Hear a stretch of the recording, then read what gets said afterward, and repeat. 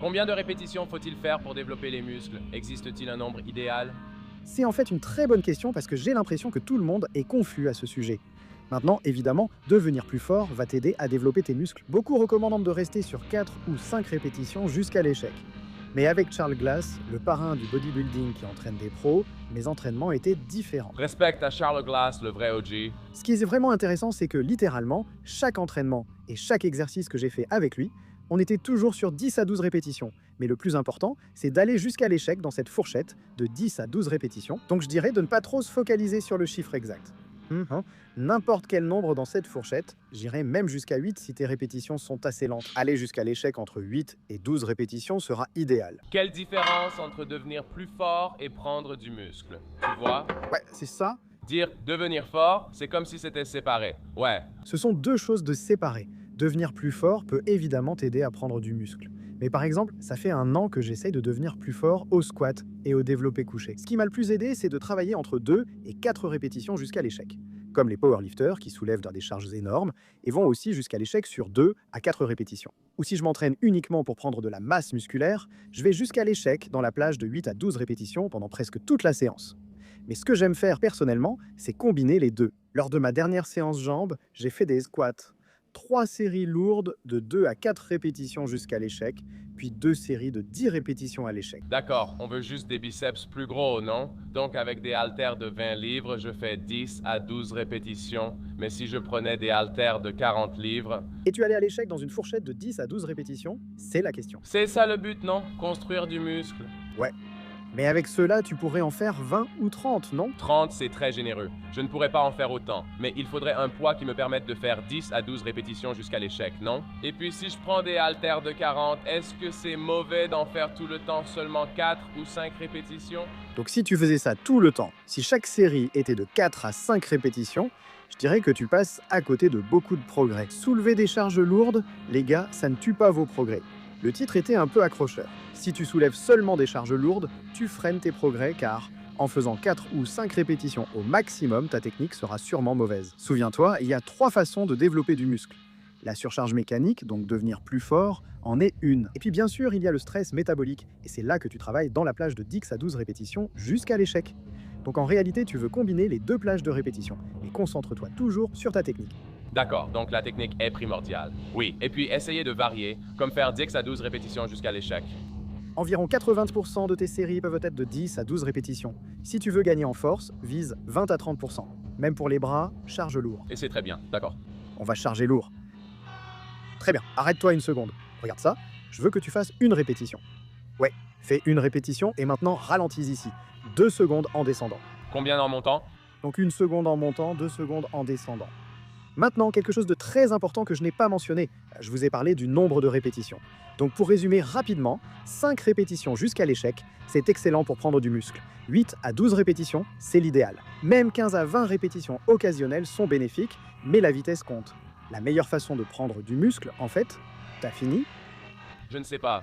Pour prendre du muscle, il faut surtout ralentir la phase excentrique, ce qui provoque davantage de micro-déchirures musculaires. Donc ici, voyez comme je descends très vite. Sur la remontée, vous pouvez être explosif, vous n'avez pas besoin de faire un mouvement lent en remontant. Ça va probablement juste vous bousiller le dos, mais à la descente, 1-2, c'est un bon rythme à suivre. Pourquoi la descente compte-t-elle plus que la montée? C'est là que vous créez en fait plus de dommages musculaires et de micro-déchirures dans le muscle en descendant, en vous forçant à aller plus lentement à la descente. Et c'est tout simplement dangereux. Imaginez faire un squat avec une charge lourde en montant et essayez délibérément d'aller lentement. Ce n'est tout simplement pas un mouvement naturel pour votre corps. Donc est-ce qu'il y a un tempo qui serait trop lent? Genre si je... Ouais. Si je faisais genre lent. Lent, je veux dire, il y a beaucoup de bodybuilders professionnels qui font même des répétitions forcées. Donc imagine, regarde ça. Comment lutter contre ça? Là, c'est une répétition forcée. C'est une excellente technique d'intensité. On devient fort là. Parfois, mais tu peux faire un burn-out lent, par exemple avec les curls pour les bras, un exercice qui se pratique lentement. Mais 3 secondes, c'est l'idéal. Tu gères ce bébé. Allons-y. Maintenant que vous connaissez la plage de répétition idéale pour bâtir du muscle rapidement, je vais vous présenter le repas post-entraînement parfait. Je vais emmener ça avec moi pour le repas post-entraînement. Je viens juste d'acheter ce Super Mass Gainer. 1280 calories, mec. Laisse-moi regarder ça. Prends du volume avec ça, deviens massif. Mais ce ne sont que des calories vides, 250 grammes de glucides. Tu devrais plutôt acheter un gros sac de riz blanc. Et ce qui me dérange vraiment, c'est que tu pourrais devoir courir aux chiottes parce qu'il y a de l'isolat de protéines de lait là-dedans. Il y a aussi du concentré de protéines de lait. Super bonne protéine, mon pote. Sans lactose, c'est juste incroyable. Je suis sûr que ça a un bien meilleur goût que ça. Prends le reste de tes calories avec des aliments bruts. Je dois faire quoi avec ça? Ça coûte 80 balles. Je veux dire, rends-le. Donne-le à ta grand-mère, je sais pas. Allons le rendre.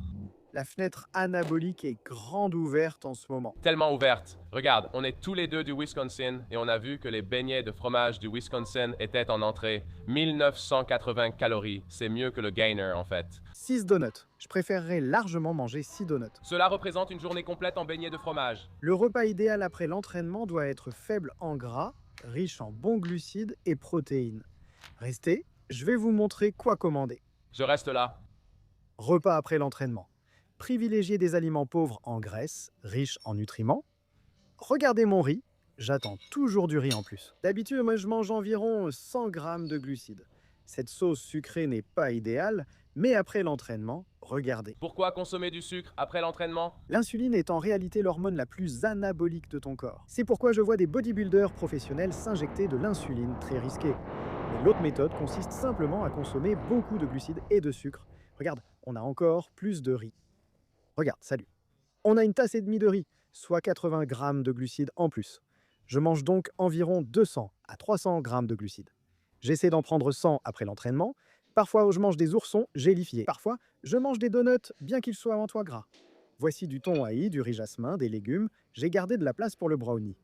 Dans la dernière vidéo, j'ai montré celui de Chick-fil-A. Si tu veux rester sur YouTube et progresser, que devrais-tu regarder ensuite? Regardez notre séance jambes avec Charles Glass, masse. Avec Masterclass, si. Si tu fais le même entraînement, tu auras les jambes en compote. Je n'ai pas pu marcher 4 jours et je ne peux toujours pas marcher, mais pour d'autres raisons. Où c'est ta copine?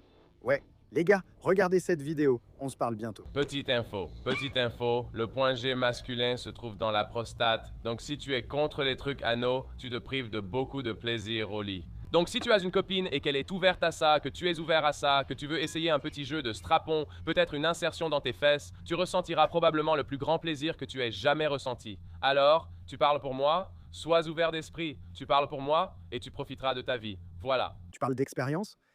Oui. 100%, je déconne pas. T'as aucun droit.